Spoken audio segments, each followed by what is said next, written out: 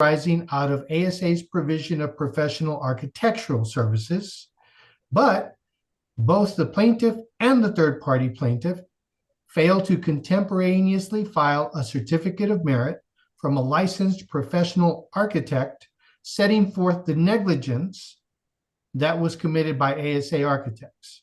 And Judge, by way of background, the controlling statute in this situation is Chapter 150 of the Texas Civil Practice and Remedies Code. Okay. Chapter 150 of the Texas Civil Practice and Remedies Code requires... Okay, let me just stop you right there, please. Yes, sir. I got my copy right here. Let me go get it so I can...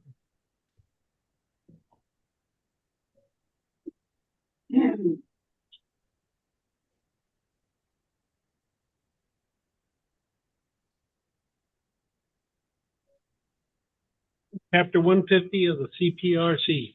Yes, sir. And I would direct your attention specifically... Hold on, let me find it. Okay. All right. Where are you going to direct my attention?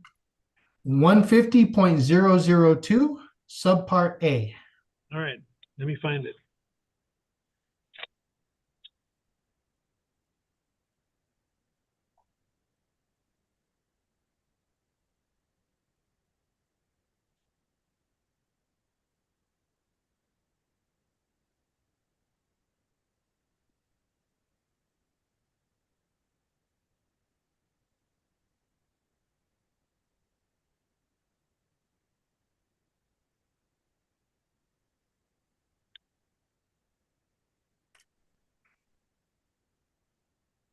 Okay, I have an idea what it is, so you may continue. Yes, sir. Essentially, that statute requires required both claimants to file with their complaints an affidavit of a third-party licensed architect who practices in the same area as ASA architects, setting forth each theory for which the damages are sought, as well as the negligence or the other action, error, or omission of the architect. Okay, so it's like a med-mal provision for architects. Yes, sir. Basically requires an affidavit be filed to support the claims. And in this case, neither GARCOM nor Plaintiff Lizarraga filed that affidavit, and to date have not filed such an affidavit, Your Honor. All right. So I know that Mr. Montoya is here for GARCOM. Yes, sir. Did you file the affidavit, Mr. Montoya? No, Your Honor, we did not file the affidavit. Okay, and then who's representing the other party? Jason Medina, Your Honor. Oh, Mr. Medina. Your client is whom? Ms. Lizarraga. And she didn't file the affidavit or the certification? No, Your Honor, and I think our pleadings make clear that we didn't bring them in because we don't believe they're liable, but we just basically said we're not going to have an empty chair, and if the court finds that there's evidence based on GARCOM's pleadings, then we want them as a party. Otherwise, we haven't made the allegations. We just incorporated GARCOM's. I'll give you our position, which is I'm fine with ASA being released because we don't think they're the proper party in this case. But we also want an empty chair. So I'm just curious on on your client, Mr. Nieto. The architectural services. How long before this incident had they rendered that type of work? On this project specifically? Yeah. At least a year before they had performed the architectural services for the overall larger project that was commissioned by the school district, Your Honor. All right, thank you. Okay, well, there's a prima facie justification for dismissing or allowing Mr.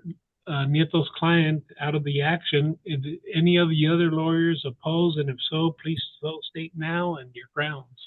Yes, Your Honor. We made a brief response on behalf of GARCOM, just notifying that we basic discovery and depositions have been needed to take place, and we were simply just asking for some time before you make a ruling to allow us to conduct this discovery to determine whether or not architectural professional judgment is even implicated with respect to the Movens statute, whether it falls in it.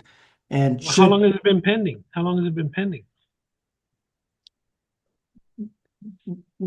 I'm sorry, Your Honor? Well, how long have you been in discovery where you could have filed? When did you file this? When did you bring them into the action? February 28th of 2024. Okay. And did you state in there that you need discovery for that? Correct. We just needed some time, Your Honor, so that to determine whether the architectural judgment it was used, and if so, then we would be inclined to non-suit or dismiss it should we make that Okay. determination. Or unless a judge did it. So it's Correct. been 10 months. What have you found out, or have you been diligent in pursuing that? Your Honor, I need to check my records, but we've been trying to work, or we would like to proceed with getting deposition taking place, but I don't believe discovery has been sent out to the MOVEN at this time.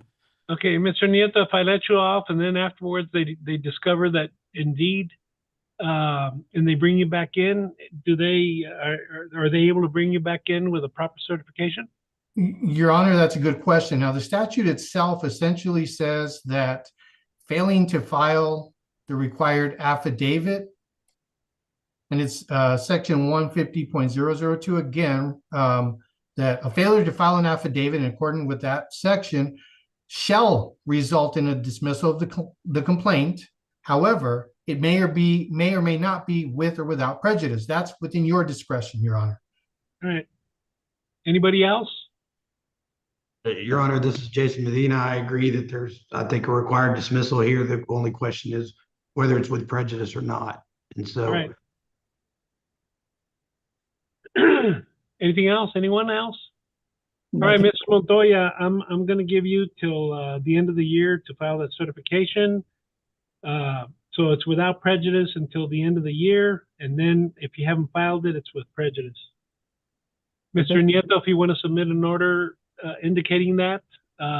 Your Honor, we did submit an order essentially granting the motions to dismiss with the opportunity for you to determine whether it was with or without prejudice. Well, I just told you what my ruling is, so redraft it and submit it to Robert because you can't, you can't listen to me, Mr. Nieto. Yes, where sir. are you? Are you in El Paso? Yes, sir. I'm in El Paso. Okay, I'm sorry I didn't know that. So just submit an order saying that I granted it in part, giving them until the end of the year to file the proper certification. And if they don't, then it's with prejudice. Well, Your Honor, then you can have a hearing anytime you want.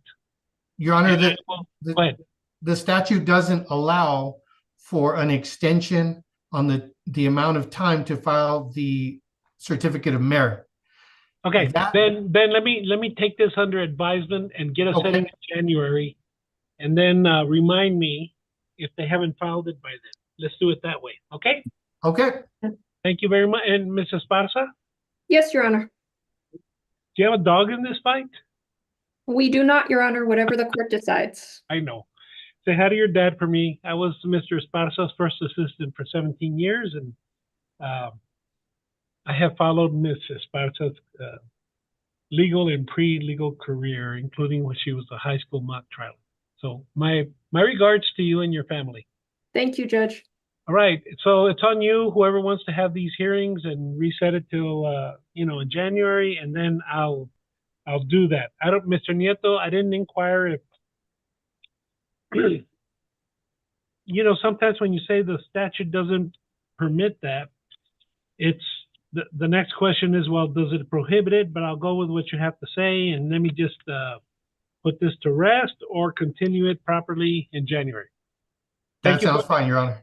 And Mr. Nieto, Yes, I often ask for succinct. We can be off the record. Succinct review of what the case is all about, and you have given me one of the best presentations that I'm often looking for. So I commend you for that. I appreciate that, Your Honor. Let me get on with the next case. Thank you. Thank you, Your Honor. Thank you, Your Honor. Yes, ma'am. Okay.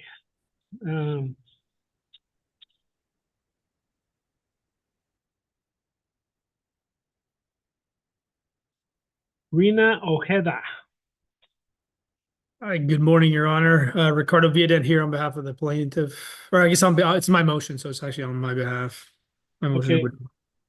Ricardo, are you here in El Paso? Yes, Your Honor. Okay. I guess I'm not getting around enough or too many Zooms and I'm not. I think it's too many Zooms. It's it's hard to get into the court these days, and so Yeah. Well, I don't um, hesitate to have live hearings if that's appropriate, but go ahead. yes. You're So withdrawing. Why? yes, well, and I like to point the court that my client's representative is on the Zoom. It's a Mr. Ojeda. Basically, what's happened is we have a difference of opinions as to this case, and it renders it difficult for us to proceed as counsel on this case. My client is located in India, which is why she's not here on the Zoom. It's a different time. I think it's like 3 a.m. over there, if not later. And so we're asking to withdraw. I do know that my client wishes to proceed with the case. Initially, they were seeking, they were seeking to see if they could get this case resolved early on. And in fact, I think if the court were to order mediation, it would be fruitful in this case. But at this time, our firm is just very hard for us to continue on this case. Okay, you said Mr. Ojeda's here representing your interests. Where's he? He's, I mean, Oh, I see him. Mr. Ojeda, can you please show your face?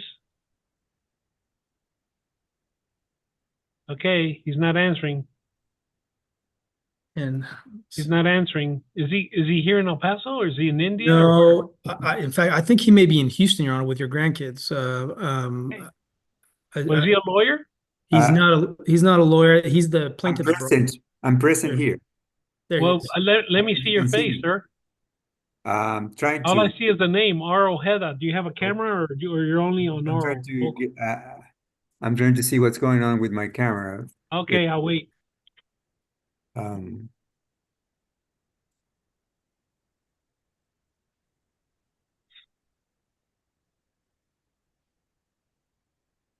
um, Is there adverse counsel on this case? Yes, Your Honor. Mr. Rice.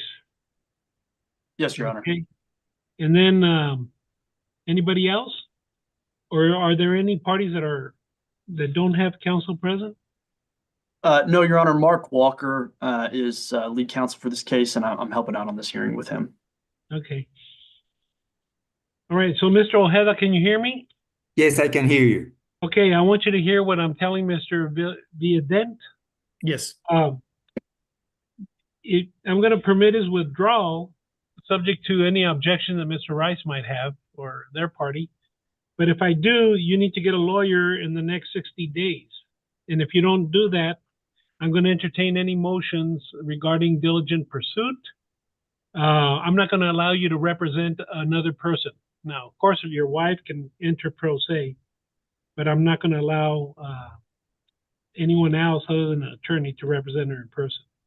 So I guess till the end of January, you need to have a lawyer, or Mr. Rice can file motions indicating your lack of interest or your inability to proceed without a lawyer, and then I'll take those into account. Did you hear what I said? I want to make sure I understand, Your Honor. But can we proceed representing ourselves? I don't know. You're not a party. Rina Ojeda is. Yes, Rina, my sister. Okay.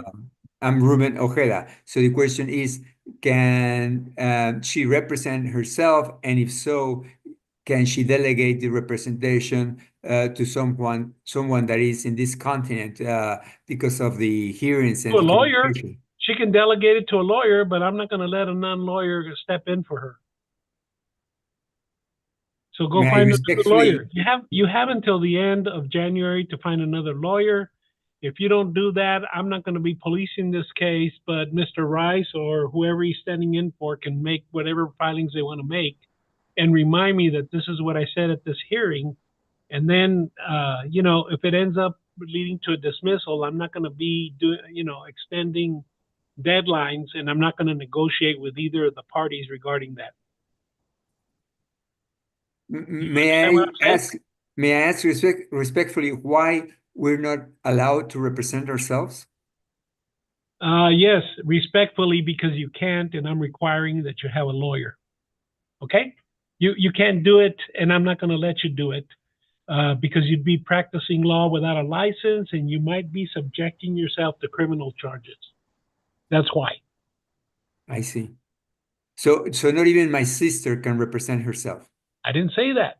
If she wants to Okay. make an appearance, then in that case, I'll have a live hearing, and everybody can show up in my court, and I can take that matter up live instead of doing it through Zoom because it's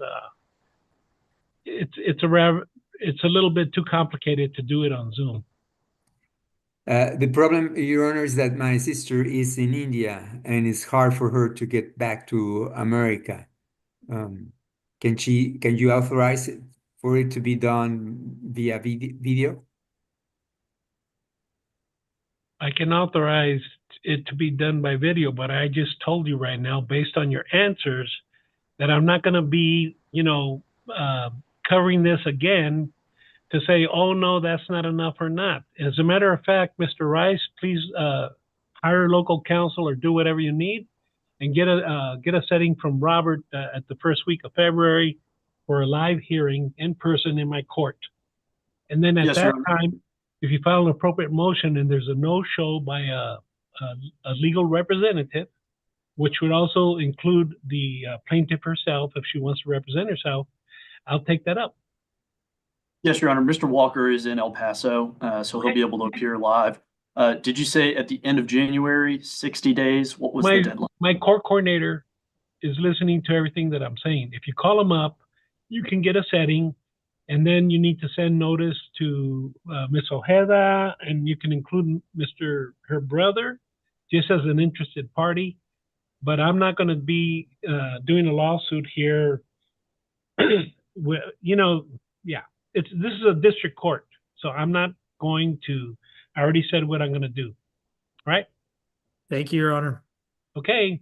Thank you very much. And Also, then, Mr. Viadent, you may go ahead and actually, since you're withdrawing, if you can at least advise them to what I meant by Yes. that, but Yes. submit your order, and I'll go ahead and it'll get signed.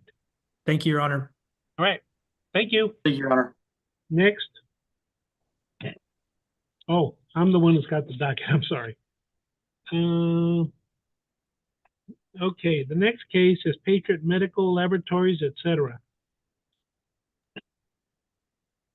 Yes, Your Honor. Paul Farmer here for the defendants, and it's one of the defendants' motions, so I'm here for that, Your Honor. Oh, good. Okay. And Good then morning, anyone Your else? Honor. Who? Yes, Your Honor. Kelly Combs on behalf of the plaintiff, Cyan Diagnostics. And who's Kurt Sauer? Kurt Sauer is the senior counsel. Besides the attorney of record. Go ahead. I work with Kurt. Okay, good.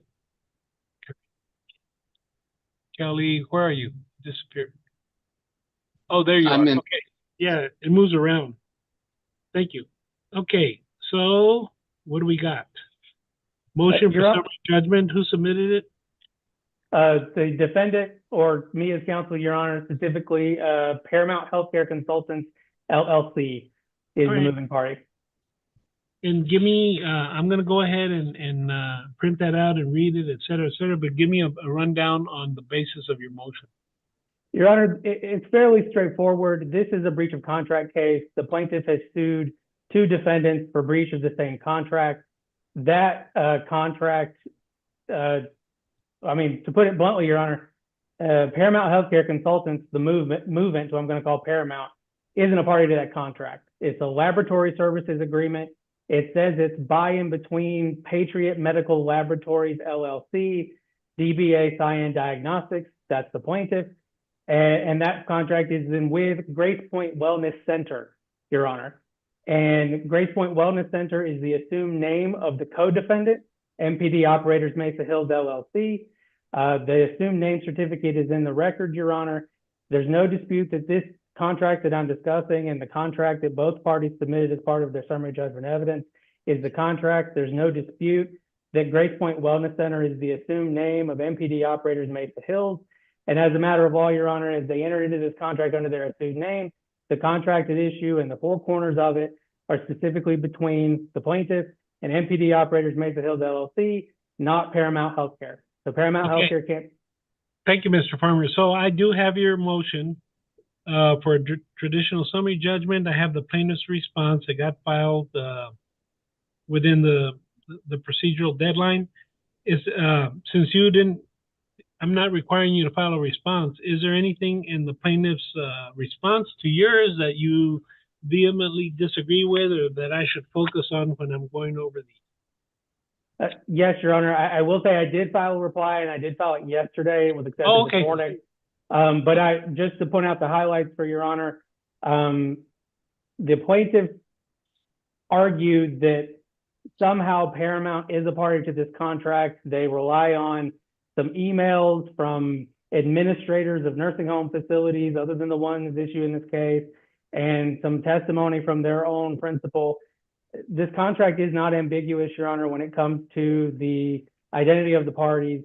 There's case law cited in our reply, and I can give the court the citation here if you would prefer, that specifically says that an assumed name is not an ambiguity. Because there's no ambiguity, the evidence that the plaintiff is relying on is parole evidence. It's not admissible to contradict the named parties in the contract. Is the site in your response? Is the site in your response? Yes, Your Honor, it is in the response. It's Bradley J. Fish case. Bradley? Yes, Your Honor. Bradley J. Fish, Inc. versus Lizarraga Electric and Design, LLC. Just give me a quick side on it so I can just write it down, make sure I don't miss it. Your Honor, it is a memorandum opinion. It's 2020 TEX APP, and then the Lexis site is Lexis LEXIX S6300. F? S. As Frank? S is in Susan, Your Honor. Okay. And S 5300? 6300. 6300. Okay. So let me take a look at these. I'll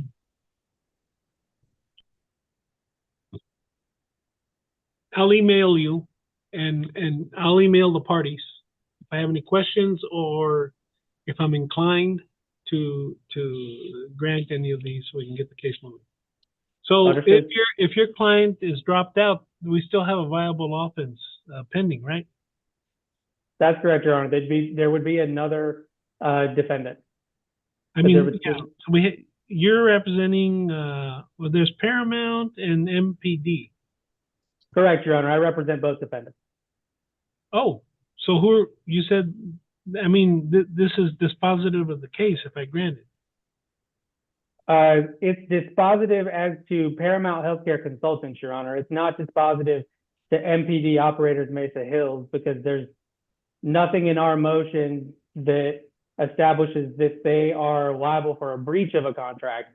It's simply that Paramount is not a party to this contract, therefore they cannot be in breach of it. And you're representing both parties? Correct, Your Honor. Nothing wrong with that. I'm sure you have a good insight on the case. All right, thank you.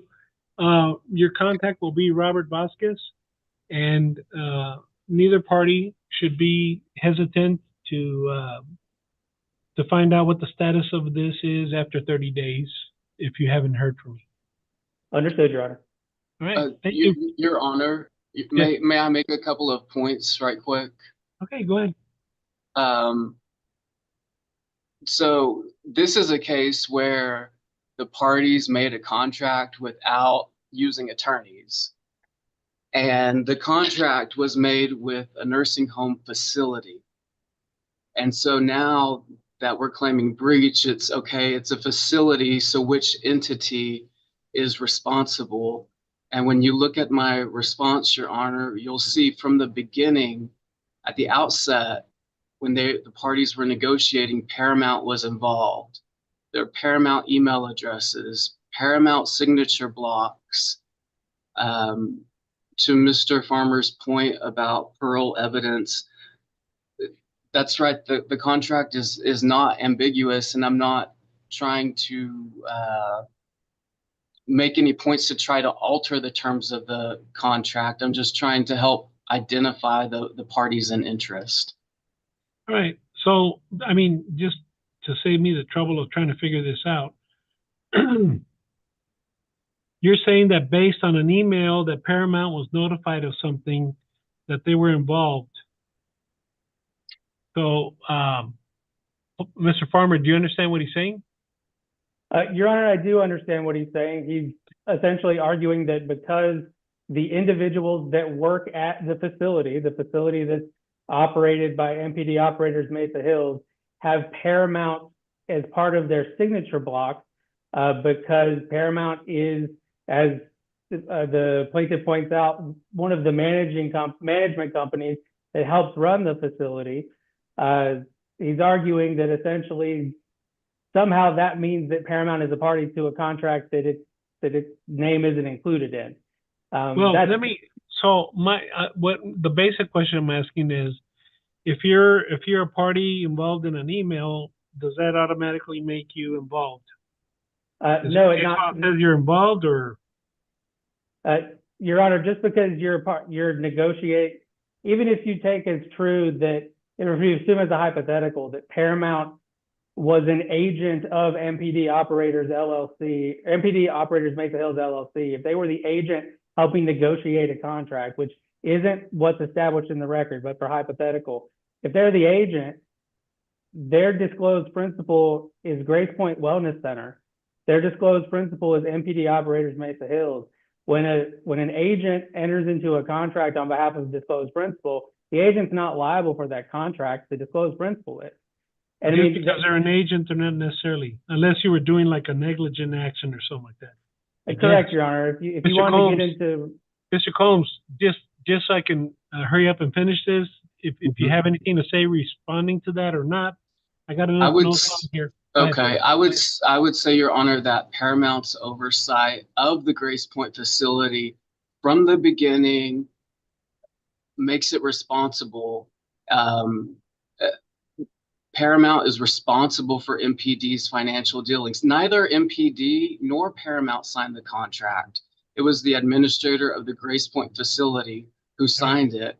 And part of controlling the facility like this is to make sure that all parties are held accountable, because when shell companies are used as shields, then liability is displaced onto others. And I believe that's what's happening here. Well, if you've alleged that or whatever, I'll take a look at that. But for example, whoever the carrier is for the Wi-Fi, to the extreme, this is to another extreme, just because they're the carrier for the Wi-Fi or the correspondence for one of the, or even for both of the parties, doesn't mean that they necessarily have involvement. But I understand. I know what to look for now, and I appreciate your assistance, and we can get going. If we were here live, we could do this a lot differently, but this is the best way that I have been able to find Zoom. And then one last thing, Mr. Combs, you're in El Paso? No, I'm in Austin. And then Mr. Farmer? Your Honor, I am in Fort Worth. Fort Worth, okay.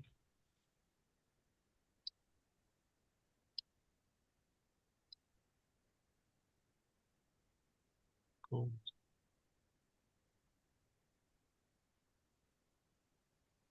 Judge, we don't have an email for Mr. Combs.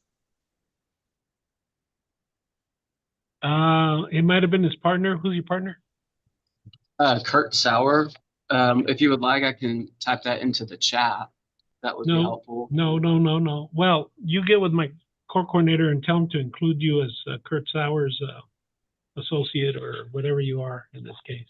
I have an email for Sawyer, I just don't have one for Mr. Combs. Right. So I'm telling Mr. Combs to contact you and give you his email so that he can be included in this, because he's been involved in this proceeding with me. And that way it'll you don't have to depend on Kurt Sauer to let you know what's going on. So Mr. Combs, if you want to be involved in that at that level, call my court coordinator or do whatever it is you need to do and give him your email. Okay? And then that way, once your name's on there, Mr. Farmer's going to know, and he's not even going to have to type out your name. He's just going to hit send to all or whatever. Gentlemen, thank you very much. And let me get on with the rest of my docket. Thanks. Thank you, Your Honor. Thank you. Yes.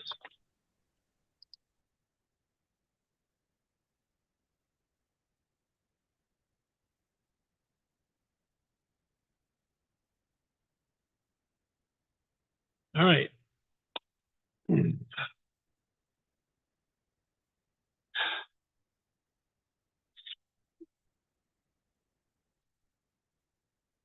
Patriots. Okay. River Oaks. Oh, Mr. Schwartz was here. Is there anybody here on River Oaks Properties versus Reno Vapes and Houston Wilson? Anybody here? Okay, Robert, I think that Mr. Schwartz may have done something on this case to account for their absence of today's Zoom. Are you familiar with that? I am not, Judge. He didn't go back there and tell you anything? He dropped off an order. He dropped off an order? Okay. Well, anyways, they're not here in the Zoom probably because I told him he needed to go someplace else, and I told him just go tell Robert this. But it's on this particular case, okay? All right, next.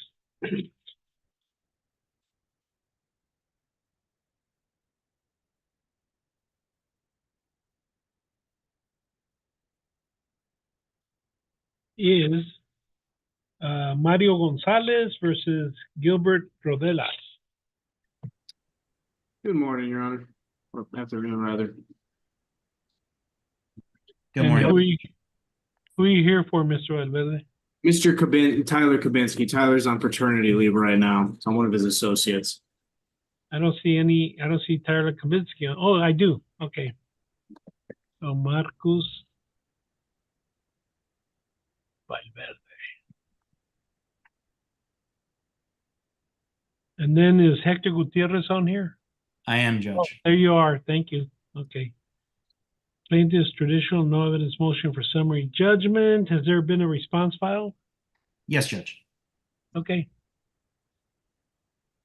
Real property, just a real basic. What's the dispute, please? Yes, Your Honor. So essentially, we have a disagreement between the parties as to whether the property was being sold or rented. Since I represent the movement on this case, it's our position that the property was being sold. Non-movement obviously says it's being rented. Not really, no depositions have been taken of the parties. I think this is just a matter of looking at the documentation that we have. I know in our motion, we're pointing to the fact that, very limited documentation here. We have a deed that's in favor of the movement for the original seller. We have. Okay, I got that. I got the motions. Thank you very much for giving me an indication of what we're talking about. And then, Mr. Gutierrez, there was a response filed? Yes, Judge. I filed the And time. then, Mr. Valverde, have there been, well, these are barely filed. Were you going to file a response to their response, or you're going to I'm going to make my decision on these as filed? I think you can just make it on what's been filed, Your Honor. I mean, I think it's just on documentation. All right. Thank you. Okay. I'll get on it. If you don't hear from me in 30 days, don't be afraid to call Mr. Vasquez, my court coordinator, and check on the status of my decision. Absolutely, Judge. And Judge, I will point out that I also provided hard copies to the court. You may have received those. Okay, yesterday. well, the electronic ones already got, so that's fine. Both of you are in El Paso. Yes, Your Honor. Okay, thank you. Thank you. Thank you, Judge. May be excused. You may.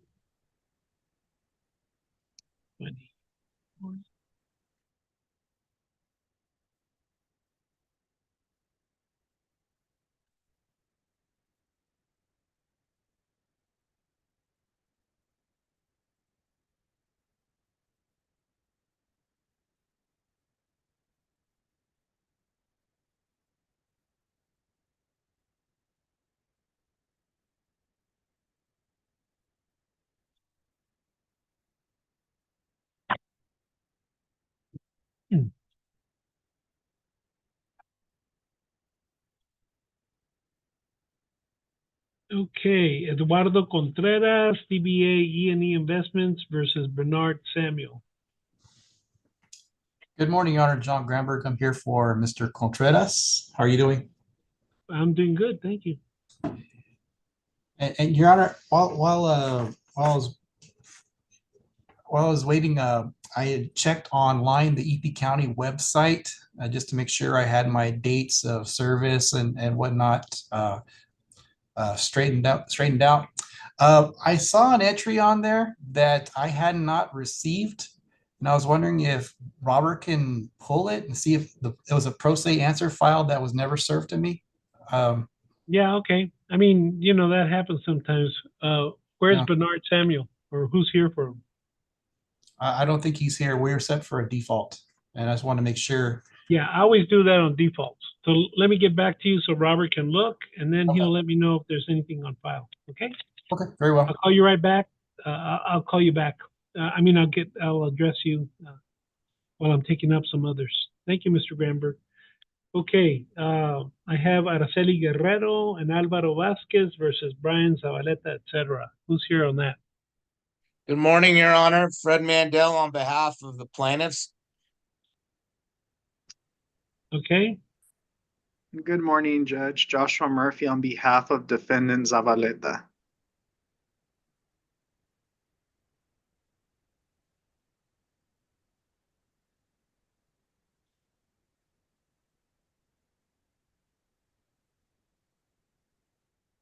So, Mr. Mandel, I do know that you're an existing person, but I can't see you on my Zoom. Oh, there you are.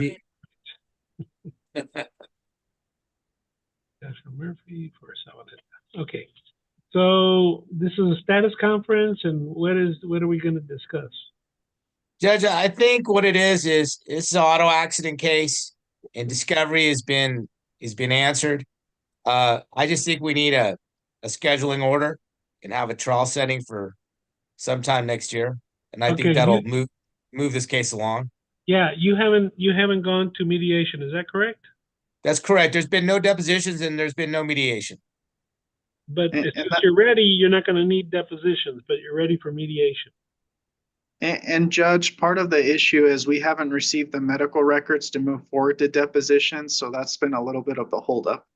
Do you want to have a mediation before or after you receive the medical records? I think we would need the medical records to go to mediation, Judge, so I request Is that Mr. Mandel have any control over you getting them, or you just can't get them from a third party? And we can move to have those produced by a third party. We had been requesting those from Mr. Mandel. I don't know if he's not in possession Mr. Mandel, of them. are you familiar? Do you have copies that you can send them, or do they have to go to a third party?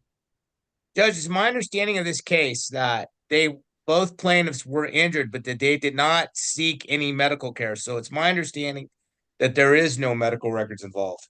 Okay, so now that it's been stated in open court, so to speak, Mr. Murphy, do you want time to look for those, and I'll give you like 2 or 3 months to do the mediation, or, do you want to do it by the end of the year? That works, Judge. If you give us 2 to 3 months, I think we can get that booked and moving forward. I know the mediators are a little backed up, so it might give us a little leeway. We'll do the mediation. Please mediate this case by the end of February. And do you mutually have a preferred mediator? And please don't tell me Judge Villa, because if I ever retire, I hope I'm that good. Everybody tells me, and I know Judge Villa as a personal friend travels a lot, so I don't know how he does that when he's in Italy and stuff. And I'm being facetious and joking at the expense of my friend. But do you have a good mediator that you'd like to? I know we've used Ancliffe or Moss in the past, Judge. I don't know if you're open to those, Fred. Mr. Mandel, I also have G. Denny Mena, who actually has had pretty good success on some of these types of cases. But do you have a preference, or do you want to name somebody else, Mr. Mandel? Yes, Your Honor. I'm with Josh on this one, and we like using either Ancliffe or Moss. All the cases I've had with this firm, that's who we normally use, and we usually have pretty good success with either one of them. Yeah. So Judge my predecessor, Ancliffe, is usually pretty diligent on his notice to me, and so if you'll go ahead and have the case mediated before the end of February, and that'll give you, Mr. Murphy, time to do whatever it is that you need to do. It's also a 2022 case, Um,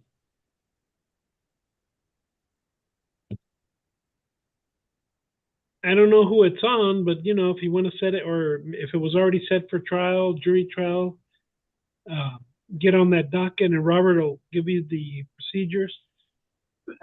Not the procedures, but the alternate dates that he has mutually available to you. Okay? Sounds great, Judge. Sounds good. Right. See you guys. Have a good holiday. Thank you. You Thank too. you, Judge. Take care. All right.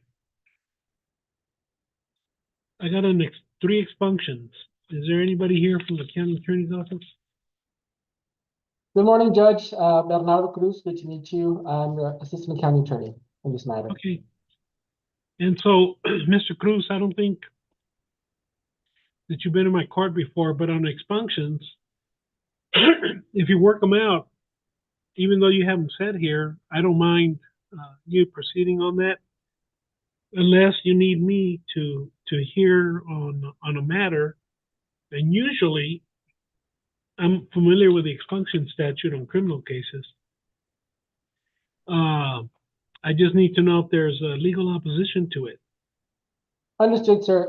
So actually, of the three, two have already been reset. So really, at this time, there's only, we oppose the expunction of one for Carla Jimenez, cause number 2024 DC 73415. And that would be the only one. And I believe Mr. Morales is here for that. And who's the lawyer? Oh, Mr. Morales. I'm here on that one, Judge. Yeah. All right. Do you want to do it on Zoom, or you want to do it in open court? I don't have a problem with doing it on Zoom, Judge. It's purely a legal issue. Okay. Tell me what it just is. need to take a record on it if we could, Judge. All right. Rachel, Sorry you. about that.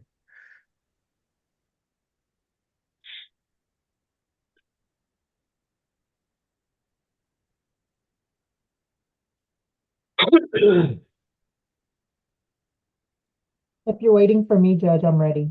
Okay, thank you. Calls number 2024 DCV 3415 on an expunction. It's set for a Zoom hearing right now. May I have announcements of counsel, please? Your Honor, Leonard Morales on behalf of the petitioner, Carla Jimenez. Okay. And Bernardo Cruz, Assistant County Attorney representing the county. Okay, Mr. Cruz, you're speaking a little bit fast, and I'm not catching all your words, but I understand you have your announcement. All right, go ahead, Mr. Morales. Yes, Your Honor. Your Honor, this expunction is pursuant to a dismissal that was filed back in March of this year, March 13th, 2024, to be specific. It had to do with an injury to a child case. Attached to the petition is a copy of that dismissal out of the 171st District Court. There were two grounds for the dismissal checked off. One was the evidence insufficient, and the defendant completed a course, which is correct. My client did complete a course, a parenting class, and there was also insufficient evidence in the case. And I think our position, Judge, is that the expunction, the court could grant the expunction based on the 5501. Let me get the whole statute here, Judge. I have it written down.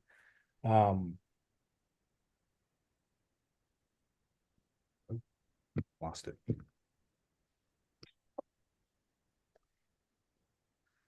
It's under 5501 A2A 2D, which provides for it states basically the presentment had been made because of mistake, false information, or similar reason, including absence of probable cause at the time of dismissal to believe the person committed the offense. Basically, Judge, what happened is my client had left her infant child in the care of a friend, a babysitter. Listen, hold on, Mr. Morales. I Yes, think I'd like to just make this illegal, but you've given me enough information to give me an idea what the controversy is. Yes, Your Honor. That's Cruz. really what it comes down to, Judge. Okay, Mr. Cruz, what's the basis of your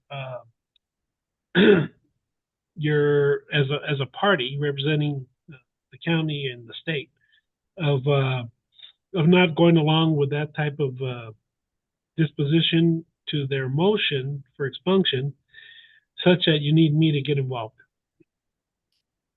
Understood, Judge. Our position is that you should deny the expunction simply because the statute of limitations has not run, and the facts that the reasons given by Mr. Morales are insufficient to overcome the statutory language there.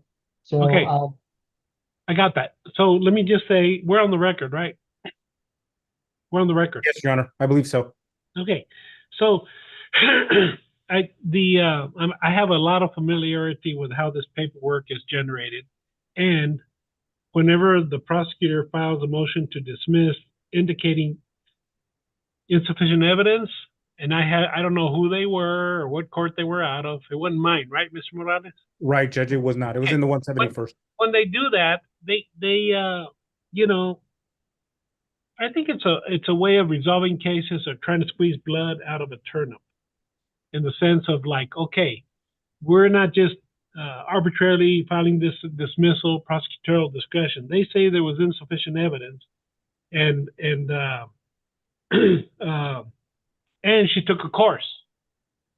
So usually that indicates to me like, okay, fine, somebody's happy that they covered themselves on doing that. But where what I wonder about is, how long do you want to have this stuff hanging over people? You know, I mean, is there an intent to file on her again within the statute? It doesn't make sense to me. I haven't seen that. So I'm inclined to do that, but Mr. Morales, I'll grant it based on, they can file an appeal, and the county attorney's not afraid to file appeals on my rulings or anybody's ruling, but basing it on my discretion under the facts that you indicate.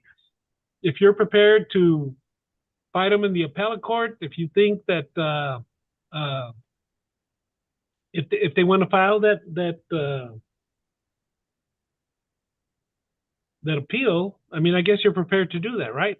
Yes, Your Honor, I am. If Okay, need I be, think hopefully that's not the case, but I guess we'll see what. Well, what yeah, happens. but you get along as well with all the parties as, you know, the county attorney, the same as a public defender. Certainly, But Your if Honor. there's no agreement on there, or if it has something that has to get defended, that's fine. I'm going to exercise whatever discretion I have on this to grant it on that basis, that in spite of a statute of limitations, if there wasn't sufficient evidence before that, and you know, I've never heard of the state, unless there's a homicide or something involved, of continuing an investigation on something.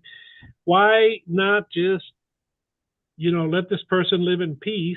And I think that was one of the purposes of the statute. Not to mention, I'm not asking for any particular proof, but having pending charges or having something open like this is subject to the speedy trial. I don't know when this occurred. Well, I got the petition out here.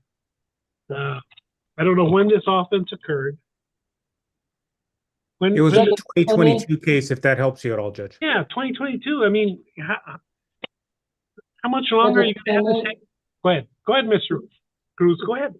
Thank you, Judge. If I may, and just for the record, we understand the position. I would just really say that our position is that just looking at this the language of the statute, and also different case law stating that the expunction is not a right, it's a statutory privilege. So I understand the concerns brought up by the court.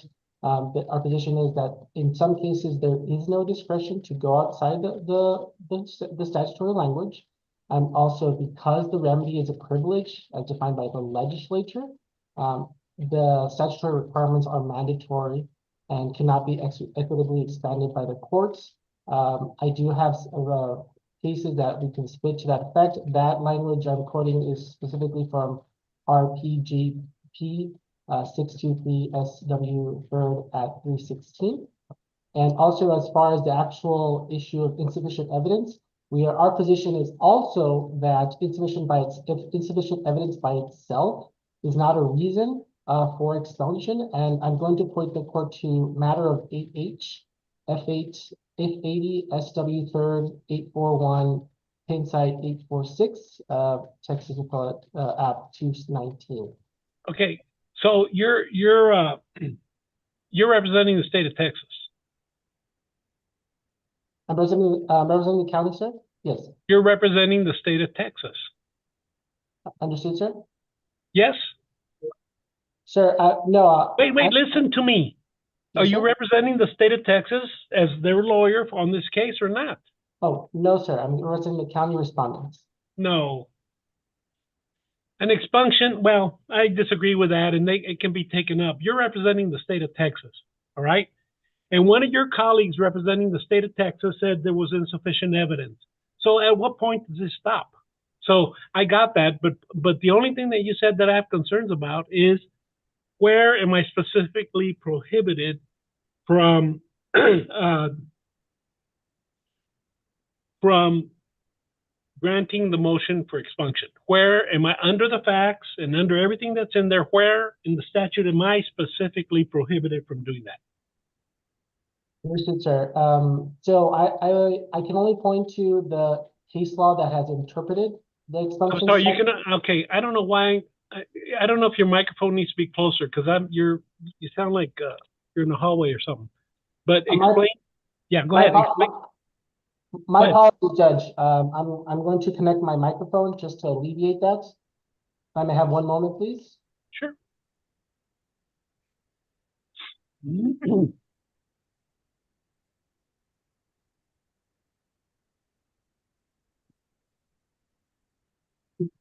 My apologies, Judge. I hope you can hear me better. Yes, go ahead. Just speak a little slower, but go ahead. Thank you, sir. Thank you, Judge. So just as a recap, our position I don't want to recap. I want you to answer my specific question. Where in the statute would I be prohibited in granting the petitioner's motion for expunction? Understood. My answer is that case law interpreting the statute has found that limitation is it is a privilege, not a statutory right. And that wait. Well, when something is a privilege, what does that mean to my discretion? I can't grant that privilege, or why is it a privilege, and what prohibits me from doing that? Number one, and number two, are any of your cases a Court of Appeals or Court of Criminal Appeals? No, sir, and I can submit that briefing if I'm not requiring that. I'm ready to rule. Understood. So our position is just citing to those two cases. I would also say that the petitioners has the burden here, not the respondent. So here really we can rest. All I'm going to rest is on that, Your Honor. I find that they met their burden by submitting a motion to dismiss signed by another lawyer that works for the state of Texas and represents their interests. And I also find that the requirement for them to take a class is not any kind of indication from my experience as a 20-year prosecutor retired, and as a judge and as board certified in criminal law, is no indication from my knowledge of the practice here locally that there's any admission on the part of the petitioner when they agree to take the course, so that the state will leave them alone and no longer prosecute them. Okay, so I'm going to grant it, and then you do whatever you need to do, and then Mr. Morales, that the rest of that is between you all. Yes, Your Except you may of course have a hearing if there's a question or my orders aren't specific enough, and that's my ruling. Okay. Very good, Judge. Mr. Cruz, thank you very much, and also Mr. Morales. Thank you very much, Judge. And if we would just request findings of fact and conclusions of law, sir. I'm not going to give you those. They're very obvious. The findings of fact are this. Okay. a representative lawyer, prosecutor from the state of Texas filed a motion to dismiss that said insufficient evidence. So they filed it. It wasn't in my court, was it? No, Your Honor. Okay, but they filed it as a lawyer. If they file false pleadings, I'm assuming that they're true pleadings. So somebody from the state of Texas already found there was insufficient evidence.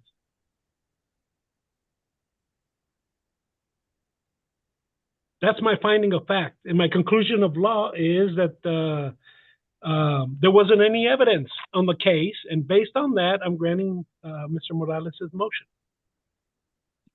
Okay, you got what you wanted. All right. Yes, sir. Hey, listen, sometime I like to take these live better, but because, you know, it's easier to talk to people and I don't have to do it with a record on Zoom. But drop by sometime because I haven't met you, and I'd love to meet you, Mr. Cruz, and just to know, you know, like I invite all lawyers. I got an open door. Please come by sometime. Understood, Judge. Thank you. Will do. Right. Thank you, Mr. Morales. Thank you. I'll draft the order, Judge, and get it out to you. I'll run it by you, Bernardo, before I send it in. Right, and send it to Robert. So I have a verdict. I don't know who else is on standby, but I have a verdict except Mr. Granberg. Mr. Granberg, are you still there? I am here, Your Honor. Yes. I don't know if Robert was able to check on that. No, well, he did. I got something. Oh, okay, okay. So there is an entry on 620 that says other pleadings that I never received, and I don't know if that's a pro se. Yeah. Listen to me, please. Yes. Come check the file if you don't have access to it, but there is a letter with a return address of Bernard F. Samuel to Norma Favela. It's file stamped June 20th, 2019, and there are some enclosures on there. So based on that, and the request that you're making, I guess you're going to have to go look it up. I don't even know if this party, well, he's going pro se, and sometimes pro se defendants aren't familiar with the requirements. And so next time you set this, Mr. Granberg, set it in open court so I can have that. Oh, Mr. Contreras, you're right there. Do you see him? I do, Your Honor. Okay. So get a setting from Robert, and I'll see you all in open court. Very well, Your Honor. Thank you. All right. Thank you. Mr. Granberg, if you get with Robert, he'll give you a date to show up. And then, Robert, do it, since I'm sure I'm going to have a hearing on this, do it on an afternoon or morning where I don't have too much else pending so that I can make sure that I take this up. All right. Thank you. All right, thank you, Your Honor. Anyone else on standby, please get a reset from Robert because I got a verdict and I don't know how long I'm going to be gone. Thank you very much for everybody's attention.